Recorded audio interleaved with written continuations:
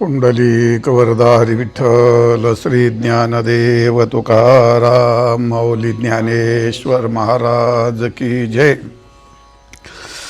हरिबुद्धी जपे तो नर दुर्लभ वाचेशी सुलभ रामकृष्ण रामकृष्ण नामी उन्मनी साधली तयाशी लादली सकळ सिद्धी सिद्धी बुद्धी धर्म हरिपाठी आले प्रपंची निवाले साधू संगे ज्ञानदेवी नाम रामकृष्ण ज्ञानदेवी नाम रामकृष्ण ठसा येणे दश दिशा आत्माराम. तर आज आपला 16वा अभंग आहे ना, 16 अभंग आहे. तर 16व्या अभंगात ज्ञानेश्वर महाराज पुन्हा नामाचं वेगळ्या पद्धतीने महत्त्व सांगतात. या अभंगामध्ये हरिबुद्धी जपे तो नर दुर्लभ आणि वाचेशी सुलभ रामकृष्ण. जर भगवंताचं नामस्मरण केलं ती जे अत्यंत सुलभ आहे, सहज उच्चारण्यास सोपा आहे. असं उच्चारण अत्यंत सोपं असून जर त्याचं महत्त्व जाणून जर ते नामस्मरण केलं तर त्याला पाहिजे तो लाभ होतो. परंतु असा महत्त्व जाणून बुद्धीच्या माध्यमातून नामस्मरण करणं असा एखादा विरळाच पुरुष असतो. समजलं. दुसरी रामकृष्ण जर त्याने रामकृष्ण नामस्मरण जर केलं तर त्याला सहजरित्या उन्मनी अवस्था प्राप्त होते, म्हणजे त्याला मुक्ती प्राप्त होते. अशी त्याला तुरीय अवस्था म्हणतात, कोणी मुक्ती म्हणतात, कोणी समाधी म्हणतात. अशी अवस्था त्याला प्राप्त होते. आणि मग तशी त्याला अवस्था प्राप्त झाली का जगतामध्ये ज्या सर्व सिद्ध्या आहेत त्या सर्व सिद्ध्या त्याला आपोआप प्राप्त होतात. ती अवस्था त्याला प्राप्त झाल्यानंतर आणि सिद्धी बुद्धी धर्म हरिपाठ आले प्रपंच निवले साधू संगे. सिद्धी इथं काय, सिद्धी बुद्धी धर्म. सिद्धी म्हणजे अनेक प्रकारच्या सिद्ध्या आहेत, त्यात प्रमुख अष्टमहासिद्ध्या आहेत. अशा सिद्ध्या अनेक तप जप करावे लागतात. ती सिद्धी बुद्धी याचा अर्थ तत्त्वज्ञान. अनेक तत्त्वज्ञानाकरता खूप कष्ट करावे लागतात आणि धर्म आचरण करण्याकरता सुद्धा खूप कष्ट करावे लागतात. पण सिद्धी बुद्धी धर्म हे सर्व एका नाम जपातच त्याला प्राप्त होतात. एवढं नामाचं महत्त्व सांगितलेलं आहे. त्याचप्रमाणे नाम जप जर केला तर संतांची संगती पण प्राप्त होते आणि संतांच्या संगतीत त्याला त्रिविध तापाची निवृत्ती होते. त्रिविध तापातून तो मुक्त होऊन जातो. असं नामाचं महत्त्व आहे. म्हणून ज्ञानेश्वर महाराज म्हणतात, माझ्या मनामध्ये माझ्या अंतःकरणामध्ये त्या भगवान नामाचा ठसा बसलेला आहे. पूर्ण ठसा उमटला असल्यामुळे मला आता त्या नामाच्या सामर्थ्याने दाही दिशेला एक परमात्मा दिसतो या ठिकाणी. म्हणून येणे दश दिशा आत्माराम. आत्माराम म्हणजे परमात्मा. दाही दिशाला परमात्मा दिसतो हरिमुखे. म्हणून हरिमुखे म्हणा पुण्याची गणना कोण करी. मला असं नामाचं महत्त्व समजलं ज्ञानेश्वर महाराज म्हणतात. असं या अभंगात पुन्हा एकदा नामाचं महत्त्व सांगितलं. तर प्रश्न असा आहे, मग इथपर्यंत सांगितलं. या अभंगात वेगळं काय सांगितलं तर या अभंगातला महत्त्वाचे 2 शब्द आहेत. कोणते? नामस्मरण जपणं हे आत्तापर्यंत सांगितलं, पण इथं काय म्हटलं इथं हा बरोबर आहे. म्हणजे हरिबुद्धी जपे, बुद्धी जपे. बुद्धी जपे याचा अर्थ काय होतो? मुखाने जपणं, मनाने जपणं. नुसतं मुखाने जपणं, मनासहित जपणं आणि बुद्धीने जपणं यात काय बदल असेल का नाही? मग बुद्धीने जपणं, बुद्धीच्या द्वारा जप करणं हे या अभंगात का वैशिष्ट्य आहे. आणि इतकं सुलभ असून सुद्धा तो दुर्लभ आहे. तो काय हरिबुद्धी जपे तो नर दुर्लभ. ते दुर्लभत्व आणि बुद्धी जपे हे 2 शब्द अत्यंत महत्त्वाचे आहेत. आणि तिसरा शब्द काय? सुलभ आहे. नामस्मरण हे सुलभ आहे तरी तो दुर्लभ होतोय जपणारा, आणि नामस्मरण बुद्धीच्या द्वारा जपणं तो दुर्लभ होतोय. तर यातलं दुर्लभत्व सुलभत्व ते आपल्याला सांगायचं आहे. तर या ठिकाणी त्याची दुर्लभता का झाली? जर तुमचं नामस्मरण जर एवढं सोपं आहे तर त्याची दुर्लभता का झाली? नामस्मरण सोपं आहे की नाही? बऱ्याच काही गोष्टी सोप्या असतात पण त्याला काही फल नसतं. तसं आहे काही नामस्मरण नाही. नामाला काय सोपं आहे, फलदायी आहे. नुसतं फलदायी असं नाही, सर्वश्रेष्ठ फलदायी आहे. मुक्ती प्राप्त करून देतं. जे नामस्मरण प्रत्यक्ष परमात्म्याची प्राप्ती करून देतं, असं फार मोठं फल आहे ते. तिसरी गोष्ट ती उपयुक्त आहे का नाही? उपयुक्त आहे. का उपयुक्त आहे? हां, ते काय उपयुक्त आहे? हा नाही, उपयुक्त काय आहे? उपयुक्त म्हणजे पापही दूर करतं. सगळे उपायात आहे ना ते. पापही दूर करतं, अंतःकरण शुद्ध करतं, थोडक्यात मल निवृत्त करतं, विक्षेप निवृत्त करतं, अज्ञान निवृत्त करतं. नामसामर्थ्य आपण सांगितलं आहे, इतकं उपयुक्त आहे. आणि शेवटी मोक्ष प्राप्त करून देतं. याचा अर्थ काय झाला? हे उपयुक्त पण आहे, म्हणजे याचा अर्थ महाफलदायी तर आहेच, उपयुक्तसुद्धा आहे. आणि तिसरी गोष्ट अजून काय, ते सर्व दुःख निवारक आहे. भगवंताचं नामस्मरण तुमचे सर्व दुःख निवारण करणे सामर्थ्य त्याच्यामध्ये आहे. इतकी नामताकद आहे, ते सर्व दुःख निवारण करणारं सुद्धा आहे आणि सर्व सिद्धिदायक आहे. आता या अभंगात सांगितलं, मागे सांगितले, सर्व सिद्धीचं दाता आहे ते. तुम्हाला ज्या ज्या सिद्ध्या पाहिजे त्या त्या सिद्ध्या प्राप्त करून देणारा आहे. आणि शेवटची गोष्ट त्रिताप निवर्तक. जे जीवाला आध्यात्मिक आदी भौतिक हे ताप आहेत, ते ताप निवारक आहे आणि संतांची संगती घडवून देणारा आहे. मग जर एवढं नामस्मरण, हे सुलभ आहे का नाही? एवढं सुलभ आहे आणि एवढं फलदायी आहे. मग बरेच गोष्टी अशा असतात, फार सुलभ असतात, पण त्या काय फलदायी असतात थोडंच असतात. सुलभ फार असतात, फार सोपं असतं, पण इतकं आता आपण पाहतो ते निंबाच्या निंबोळ्या असतात, हे फार सोपे असतात. आपल्या दारात करंजी आहे, आपल्या दारात करंजी आहे, तिला काय लई करंजी येतात, तिला खूप सोपे दारातच पडल्यात त्या. पण मग ते काही सोप्या आहेत, जरूर आहेत, पण ते एवढ्या फलदायी आहेत का? त्या काही खूप सोपं असतं, पण ते फलदायी कुठे एवढं ते. आणि काही खूप फलदायी आहे, पण ते सोपं कुठे आहे?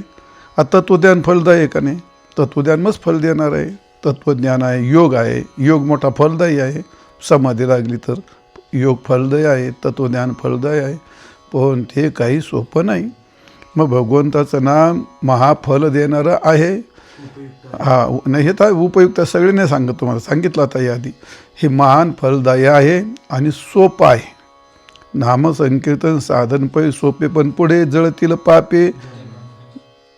पापे जन्मांतरीचे, जळतील पापे जन्मांतरे, असं आहे. पापही जळतात आणि जन्मांतरे जळतात, मग जन्माचीच निवृत्ती करून टाकतं ते, असं आहे. काय अभंगातला पाठ असा आहे, नामसंकीर्तन साधन पै सोपे, जळतील पापे जन्मांतरीचे आणि जळतील पापे जन्मांतरे. पापे जळते तर जन्मांतरे जळून जातात. मुक्ती देणारा असा आहे ते. आणि तो का म्हणे सोपे आहे, सर्वांनी सोपं तर आणि ठीक गेले पाठीमागं. मग इतकं सोपं आहे, मग एवढं महान फलदायी आहे, तरी ज्ञानेश्वर महाराज म्हणतात, हरिबुद्धी जपे तो नर दुर्लभ. आता दुर्लभ असायला काय झालं? मग जर एवढं फलदायी आहे आणि एवढं सोपं आहे, मग सर्व का नाही जपत?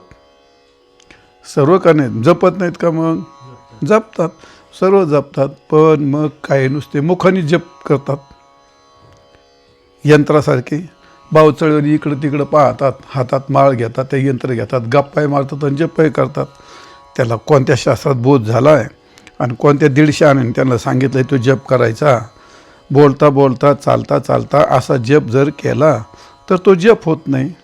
ज्या देवतेचं नामस्मरण उच्चारल्यानंतर, मुखाने नामस्मरण उच्चारल्याच्या नंतर त्या देवतेच्या आकाराकार जर ती वृत्ती झाली, त्या देवतेचं स्मरण होऊन जर नामस्मरण केलं तर ते फलदायी होत असतं. गप्पा मारता मारता जर नामस्मरण करेल, इकडं तिकडं पाहतो, गप्पा मारतो, मग त्याची वृत्ती नामस्मरण असते का? ती नाही. त्यामुळे मुखानेच नामस्मरण करणे भरपूर असतात.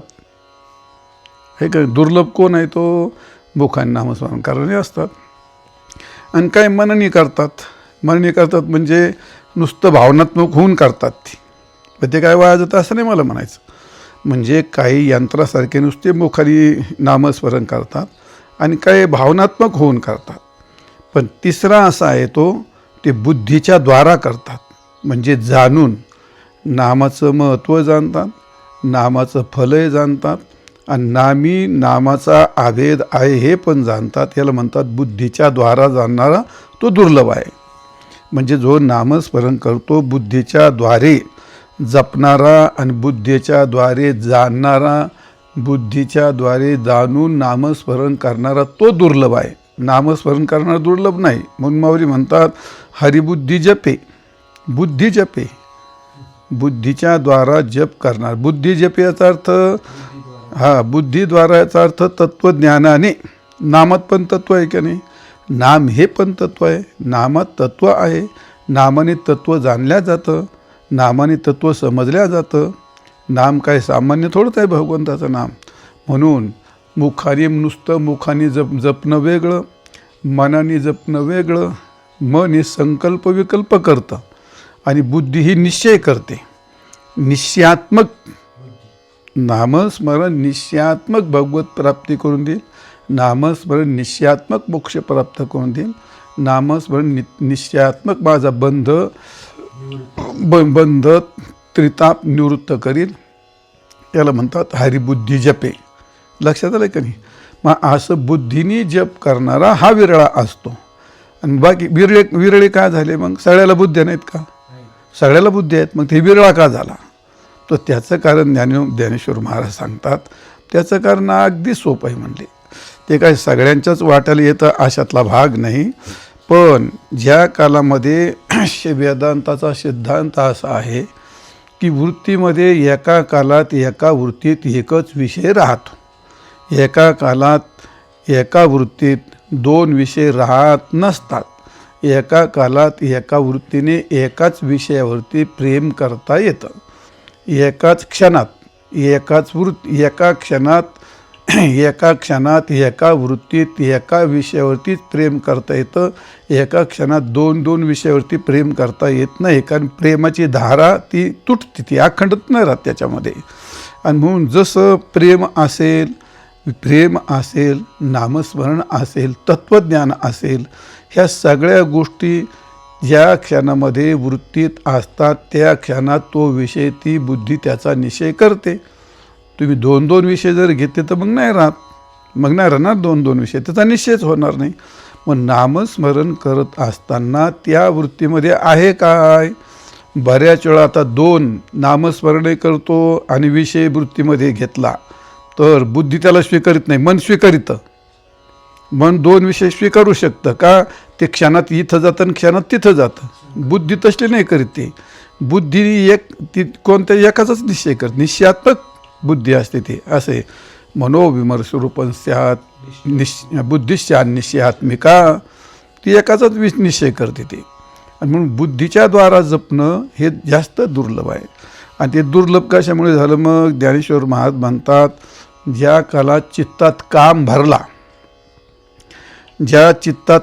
भरला त्या चित्तामध्ये नामस्मरण राहू शकत नाही। असे माऊलीने असं म्हटलंय, जे प्राणिया कामी भरून देहाची वरी आदरू आणि म्हणून पडला विसरू आत्मबोधाचा। चौथ्या अध्यायामध्ये वर्णन केलं आहे। काय पहिली गोष्ट प्राणिया कामी भरू, त्याच्यावर काय भरलेलं आहे? काम। आणि देहाची वरी आदर, नामावर आदर आहे का देवावर आदर आहे? आदर म्हणजे प्रेम का कुठं आलं? देहावरती। नामावर प्रेम राहिलं का? त्यामुळे दुर्लभ झाला। त्यामुळे काय आलं? तो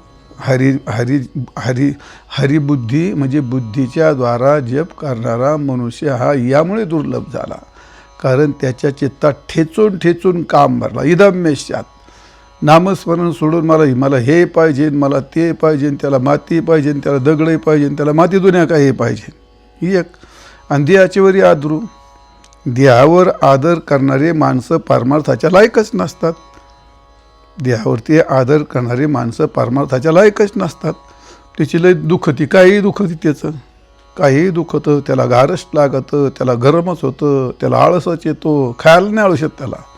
खायला बसला मग रेटून आणतो, मग खायला बसला का रेटून आणतो का? देवावर आदर आहे ना, देहाची वरी आदरू असं त्यात नाही। तुकाराम महाराज म्हणतात अरे देहाला पोसणं हे काय? अधमाचे ज्ञान, असं काय ते म्हणजे देहाला पोचणं हे अधमाचं ज्ञान आहे. ते धिक्कार असतो त्याच्या ज्ञानात. करुणिमिष्टानं देहाशी पोचतो त्याला अधम असं म्हणतात. असं देतो मुद्दा सांगायचा आहे. जर देहावर आदर असेल तर तो नामस्मरण करू शकत नाही, म्हणून तो नरलभ या ठिकाणी बुद्धीच्या द्वारा नामस्मरण करणार तो दुर्लभ झाला. आणि तिसरी गोष्ट काय आहे, म्हणून त्याला विसर पडला नामस्मरणाचा. प्राण्या कामी भरू देहाची वरी आदरू, आणि म्हणून पडाला विसरू आत्मबोधाचा. वाटल्या आस्था बुद्धी विषय सुखाची परमोधी, आणि जीव तैसा उपाधी आवडे लोका. जर ती बुद्धी आडवाटाला गेली, नामस्मरण सोडली, कुठं आडवाटाला कुठं गेली, ती बाजारातच फिरायला लागली.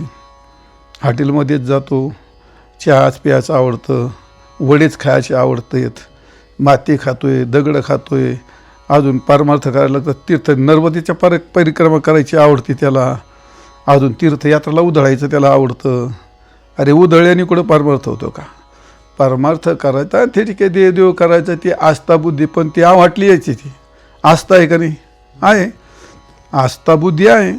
नामस्मरण करतो तेथे आस्था बुद्धी आहे, तत्वज्ञान तिथे आस्था बुद्धी आहे, वारी भजन करतो तिथे आस्था बुद्धी आहे, नर्मदा परिक्रमा करतो तिथे आस्था बुद्धी आहे, तीर्थयात्रा करतो, अजून कर्म करतो, यज्ञ करतो, सगळ्या ठिकाणी आस्था बुद्धी असते.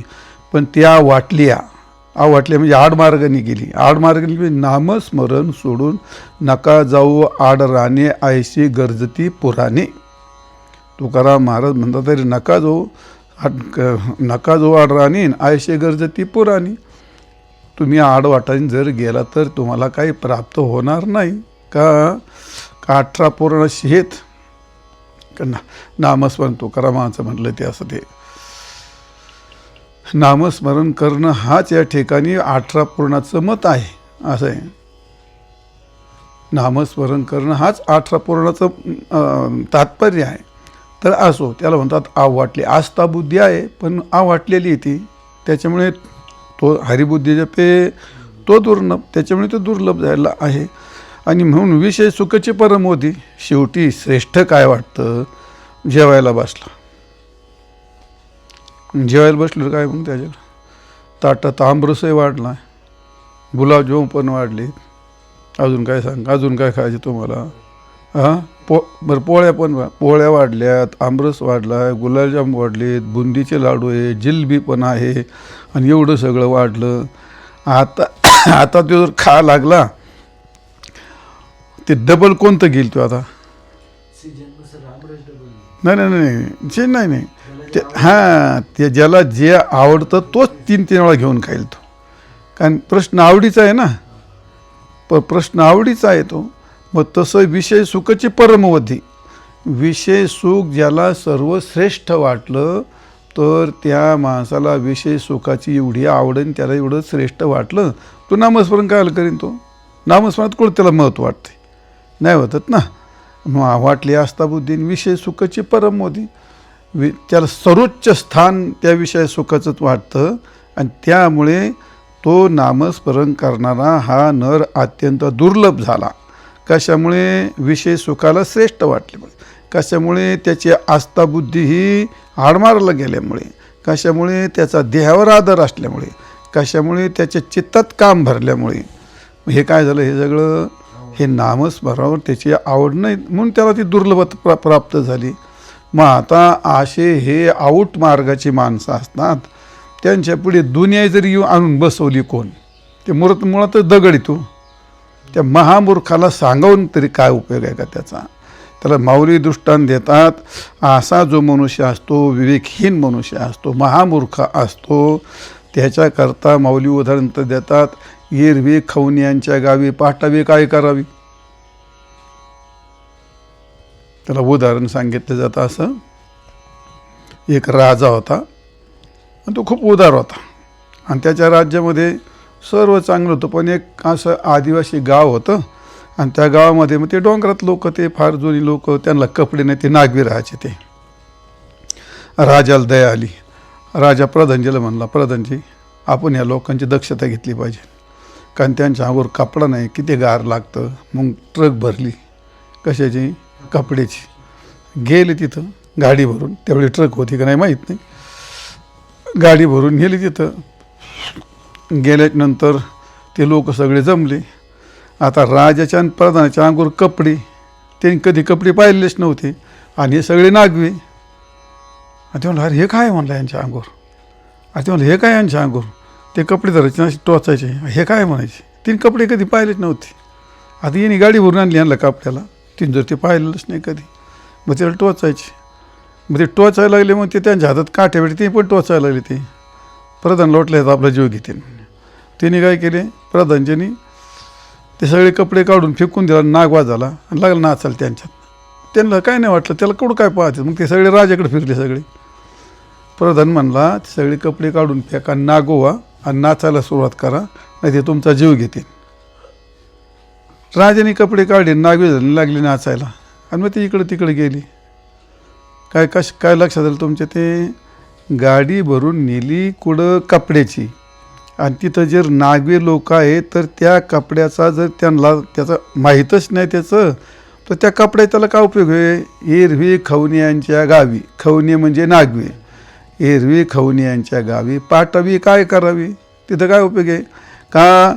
त्या टिपण सांगे ज्यात अंधारवी, हा ठीक आहे, आंधळा आहे, जन्मजात आंधळा आहे आणि त्याला दिवस उगला आणि दिवस मावळा, का त्याला काय आहे ते, जो मुळातच जात्यांध आहे म्हणजे जन्मताच अंध आहे, त्याला त्या सूर्याचा काय उपयोग आहे का, काय नाही. नागव्याला काही जसा कपड्याचा उपयोग नाही, आंधळ्याला सूर्याचा काही उपयोग नाही, तसं या महामूर्ख माणसांना तत्त्वज्ञानाचा आणि याचा काही उपयोग नाही. ही विषयात बुडालेली माणसं, देवावरती आदर करणारी माणसं आणि विषयाला श्रेष्ठ समजणारी माणसं, आडवाटाने पळणारी माणसं, यांना त्याचं महत्त्व सांगून काही उपयोग नाही.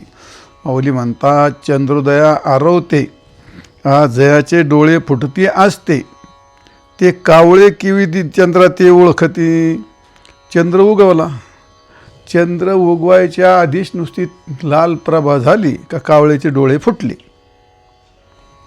कावळा काही चंद्र पाहू शकत नाही, चंद्र उदय आरवते म्हणजे चंद्राचा उदय होणे, जयाचे डोळे फुटती असते.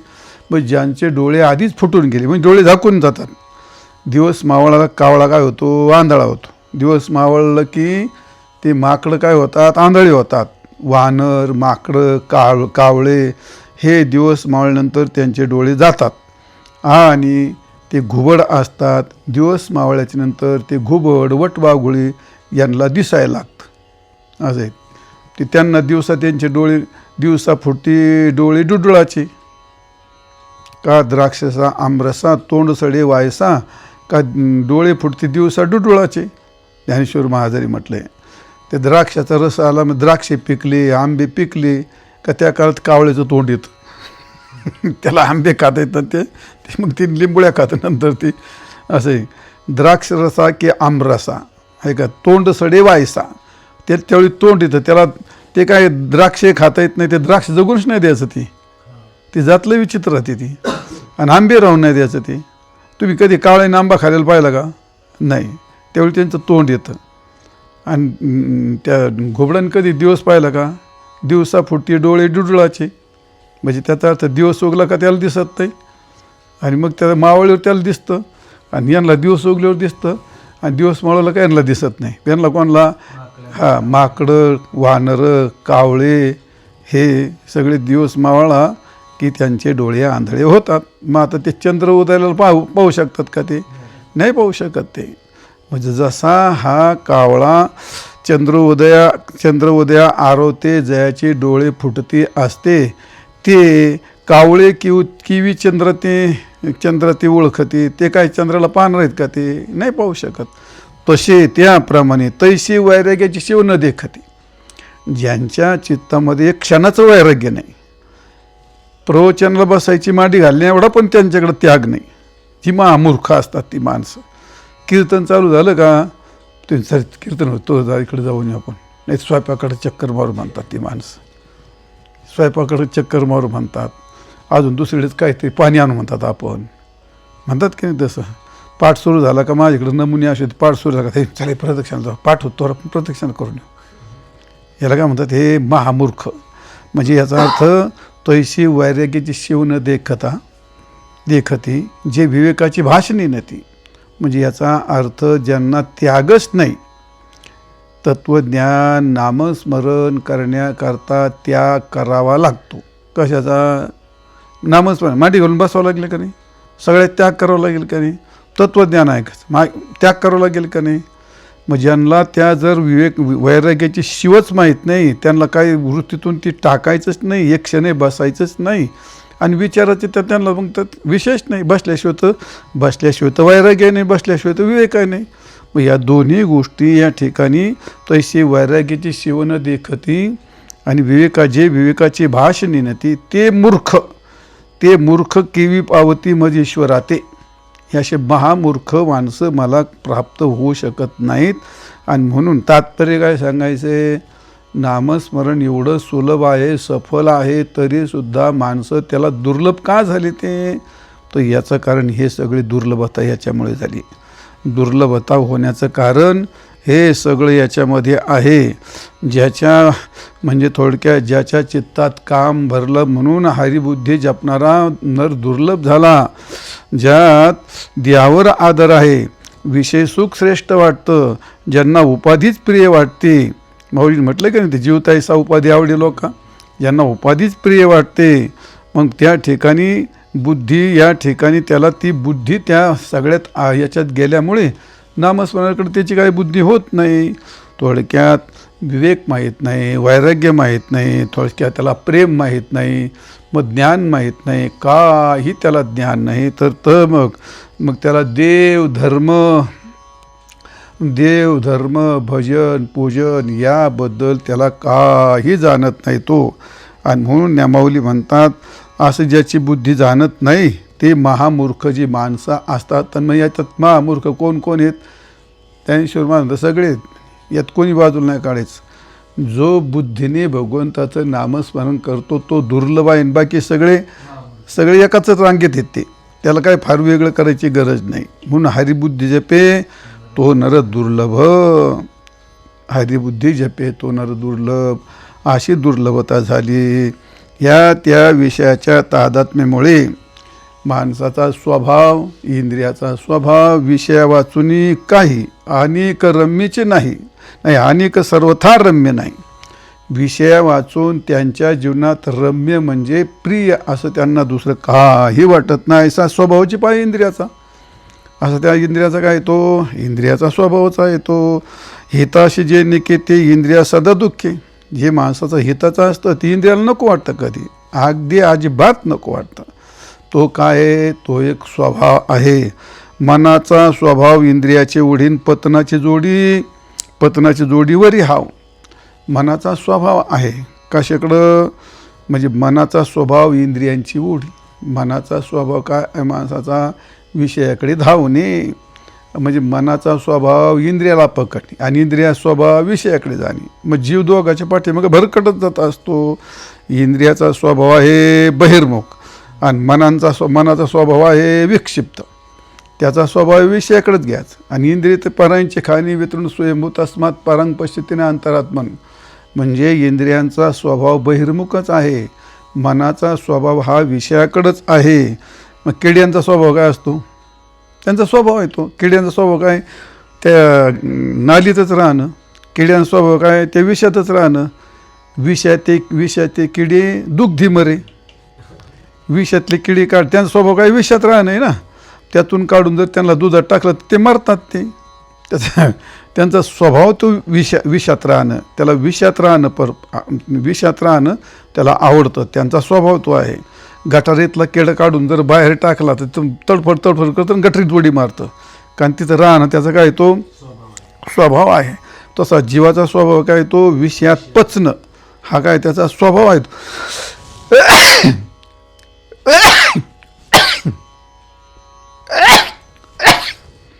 हा त्याचा काय? तो स्वभाव आहे. गोचिडा स्वभाव काय? पाय दूध पवित्र गोड, पाशे त्वचेच्या पात्राट, पर ते आव्हेरुनी गोचिड अशुद्ध काय न शिविती. दूध पवित्र आहे, गोड आहे, सोपं आहे, पण ते दूध टाकून ते गोचिड त्या पदराच्या आड असणारं अपवित्र अशुद्ध असं ते रक्तच पितात. कारण रक्त पिणं त्यांचा स्वभाव आहे, दूध पिणं काय त्यांचा स्वभाव नाही. गोचिडाचा स्वभाव झाला. आता कुत्र्या स्वभाव काय? कुत्र्या स्वभाव काय? त्याचं कुत्रं भोकणं. त्याच्या दारात पाव नाही आलं तरी भोगतो आणि चोर आला तरी भोगतो. स्वान शिविके बैसविले ते ते ते काही केलं ते काही केलं पैसे उगले, तुकाराम महाराज म्हणते. त्याला काही जरी त्याला मग पालखीत बसवलं, एकाकडं काही नव्हतं मिरवलं म्हणून त्यांनी पालखीत बसावं कुत्रा आणि काढी त्याची मिरवणूक. मस्त बसला गडी आयटीत. काही कुत्रे खूप शहाणे असतात, म्हणजे माणसापेक्षा बरी असतात ते. मग त्याच्या गळ्यात हारवीर घातला, मस्त आयटीत बसला गडी कुत्रा. कुठं पार येशीत जाऊस तर मस्त इकडं तिकडं पाहायचं. आणि येशीत गेल्यानंतर ते साईडला जेव्हा कुत्रं पालखीत बसलं, ते कुत्रीला त्याच्याकडं पाहायला आणि ती बायासाठी कुत्र्याने केलं हाव केलं. यांची पालखीत उडी मारली तिकडं हाव लगेच त्याच्यावर धावत गेला. स्वान शिविके बैसले ते काय केलं, ते स्वान शिविकेत म्हणजे पालखीत जरी बसवलं तर ते भुंकल्या वाचून त्याचा काहीतरी राहत नाही, असा प्रकारे. म्हणजे कुत्र्या स्वभाव काय भुंकणे, किड्या गोचिडा स्वभाव काय रक्त पिणे, किड्या स्वभाव काय विषातच राहणे, आणि मना स्वभाव काय बहिर्मुख विषयाकडे धावणे. तसा इंद्रिया स्वभाव काय तो हा विक्षिप्त आहेत ना ते. मग त्याला काय म्हणतात बहिर्मुख स्वभाव असं आहे. काय इंद्रियाचं काय आपण ते काय होतं, दिली इंद्रिय हात पाय कान, कशाला ते डोळे मुख बोलाय वचन, ज्याने तू जोडशे नारायण, पण तो नारायण देतो सोडून आणि विषयाला जोडायच्या नादी लागत असतो तो. तर म्हणून जाऊ द्या, मुद्दा काय आहे, हरिबुद्धी जपे तो नर दुर्लभ. मग जीवाला जे आवडतं ते नामात नाही, विषयात. नामात विषय आहेत का? मग काय तुझ्या त्याला तो विषय प्रिय आहेत, त्याचा स्वभाव विषयाकडे. नामात विषय नाही म्हणून तो जपणारा झाला दुर्लभ. नामात भोग नाही म्हणून तो जपणारा झाला दुर्लभ. जो जपतो तो सगळा कसा आहे, तो विषय भोगी आहे. तो नामात तर विषय नाही, नामात भोग नाही, नामात द्वैत नाही. माणसाला द्वैत फार प्रिय असतं. अद्वैतात माणसं गुदमरल्यासारखे होतात. जसा मासा पाण्यातून बाहेर काढून जर टाकला तर तो तडफडतो, तसा मनुष्य जर डोळे झाकून बसला, अद्वैत एक समाधी लावायला जर ध्यान करायला लागला तर तो तडफडतो माशासारखा. कारण अद्वैतात त्याला दम निघत नाही, त्याला नेहमी द्वैत लागतं बोलायला करायला. माणसात गजबज, अज्ञानाचं लक्षण 13व्या अध्यायात सांगितलं आहे. जयाशी गजबजो आवडे. या माणसाला माणसांचा गजबज आवडतो. ती माणसं अज्ञानी असतात, ती माणसं घातक असतात परमार्थाची. आणि म्हणून तिथं द्वैत नाही. आणि त्याला दुःख लय प्रिय असतं. कोणाला दुःखात झटके नाही बसले ना, मग त्याला ते जमत नाही त्याला. म्हणजे जर त्याला कोणतरी शिव्या, रोज सकाळी बायकोन शिव्या दिल्या पाहिजे, पोरांनी शिव्या दिल्या पाहिजे, काहीतरी त्याची आपटी झोपटी झाली पाहिजे, त्याला दिवसभर इकडे तिकडे उलटं पालतं झालं तर त्याला बरं वाटतं आपण आज काहीतरी केलं. त्याला जर निवांत एका जागेवर बसवलं तर ते नाथ महाराजांच्या जीवनात असं उदाहरण सांगितलं जातं. पितरांचा काहीतरी हे होता, स्वयंपाक होता, आणि ते वाडरी चालली होती रस्त्याने. त्यांच्या नाकात येऊन म्हणला, अरे काय भारी स्वयंपाक करा, आपल्या गरीबाला काय मिळतो. नाथ महाराज ते ऐकलं, ते म्हणले या म्हणले, इकडे या म्हणले. मग त्यांना जेवायला वाढलं असं. आणि मग ते सगळं चालून ते पितरांना, मग पितरांना वाढलं. ते दूध भाग वेगळा आहे. मग त्यांना काय सांगितलं, तुम्ही मला पोळ्या खायच्यात ना, तुम्ही रोज इथे या, मी तुम्हाला रोज पोळ्या खावं घालीन, फक्त पोथी ऐकायची, म्हणजे दुसरं काय नाही करायचं. रोज पोळ्या जेवायची नाही तर निवांत बसून राहायचं. 2 वेळा पोळ्या खायच्या. सकाळी पोळ्या जेवण घ्यायचं, निवांत बसायचं, वाचायचं, ऐकायचं. तुम्हाला वाचता नाही येत, माझी पोथी चालली तेवढं ऐकायचं.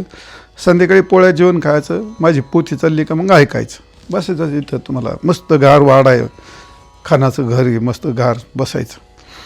चालेल म्हणले. लय आनंद. काय आता लाकडं तोडायचे आणि दगडं फोडायचे, त्यापेक्षा लय चांगलं. भले 5-25 वाटरी सगळी आपली आणायची, पोळ्या रिटून खायच्या. तर काय श्रीमंताच्या पोळ्या होत्या त्या, रिटून पोळ्या खायचे आणि निवांत बसायचे. बसल्या बसल्या डुकल्या घ्यायचे. 1 दिवस झाले, 2 दिवस झाले, 3 दिवस झाले. आता काय नाही, नुसत्या जागेवर बसून पोळ्या खायच्या होत्या आणि पोथी ऐकायची होती. तर पोथी काय ऐकत होते का ते झोपे जात होते. मग पोळ्या खायच्या आणि काय करायचं, फक्त झोपायचं. 8व्या दिवशी तिने रात्री दार उघडले आणि 8व्या दिवशी पळून गेले. ते का पळून गेले ते म्हणजे त्याचा अर्थ त्यात त्यांना ते दुःख ही प्रिय आहे. त्यांना ते ते ते हे द्वैतन दुःख सारखं असं नाही. द्वितीयात्वयी भयम भवती. दुःख म्हटलं द्वैत म्हटलं की दुःख आणि दुःख म्हटलं की द्वैत असतं, असं असतं. आणि नामामध्ये सगळ्यात शेवटचा मुद्दा, त्यात रमणीयता काहीही नसते. काय नावामध्ये काय रमणीयता का तिथं? रंगायचा विषय का तिथं? काय नाही. नाम सगळं सोडून एकाग्रवृत्ती करावी लागते. विषयात रमणीयता असते. इंद्रिय प्रत्येक विषयात रमतो. शब्द हा रंगत असतो, हे का नाही? स्पर्श हा रंगदार असतो, रूप हे रंगदार असतं, रस हा रंगदार असतो. आणि त्यात माणसाचे मन त्या विषयात रमतात, इंद्रिय त्याला रमवतात. सगळं त्या नामात का रमणीयता काय? त्याला काय नाही. त्यामुळे इथं माऊली म्हणतात, हरिबुद्धी जपे तो नर दुर्लभ. नामात हे सगळे काही विषय येत नाहीत.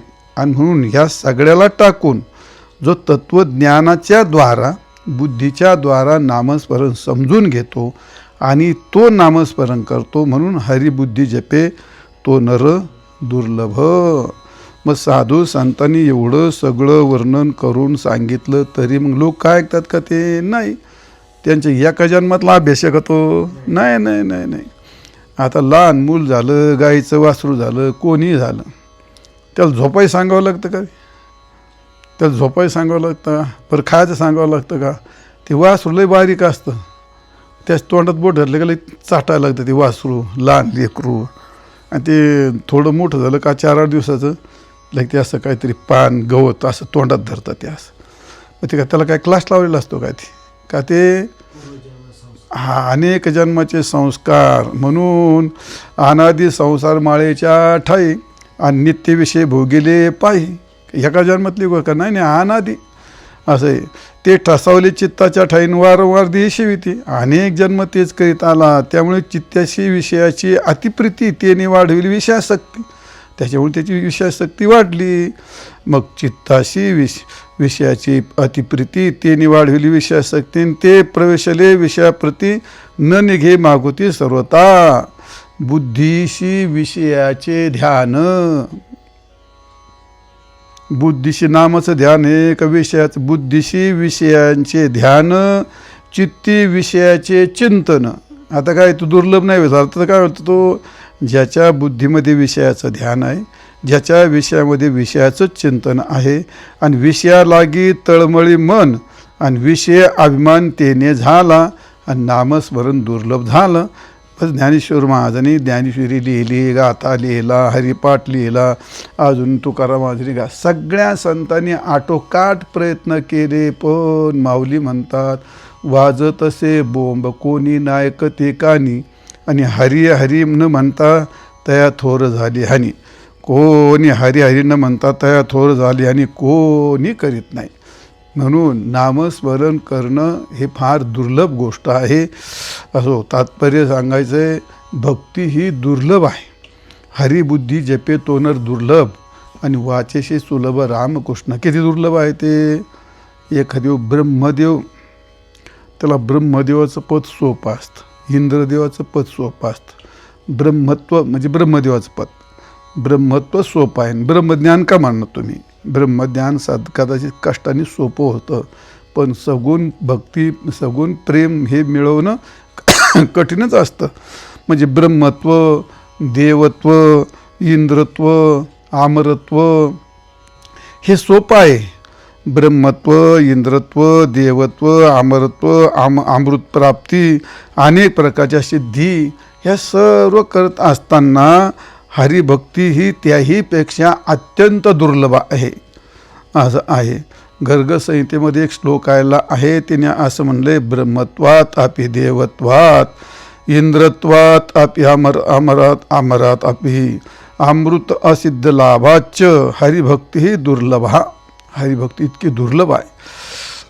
ब्रह्मत्व, देवत्व, इंद्रत्व, अमरत्व, अमृतसिद्धी हे सगळे लाभ प्रयत्न, त्याला काय म्हणतात, हे प्रयत्न साध्य येते, हे प्रयत्नाने मिळू शकतात. पण हरिभक्ती ही हरीची कृपा व्हावी लागते, अनंत जन्मातलं पुण्य असावं लागतं. मग त्याचे काय होते, हा म्हणजे त्याला काय म्हणतात ते जन्मोजन्मांतरी असेल पुण्य सामुग्री तरीच नाम जीवाग्री येईल श्रीरामाचे बहुता सुकृताची जोडी म्हणून त्याला ते आवडतं. असो माऊली म्हणतात हरिबुद्धी जपे तो नर दुर्लभ वाचेशी सुलभ रामकृष्ण.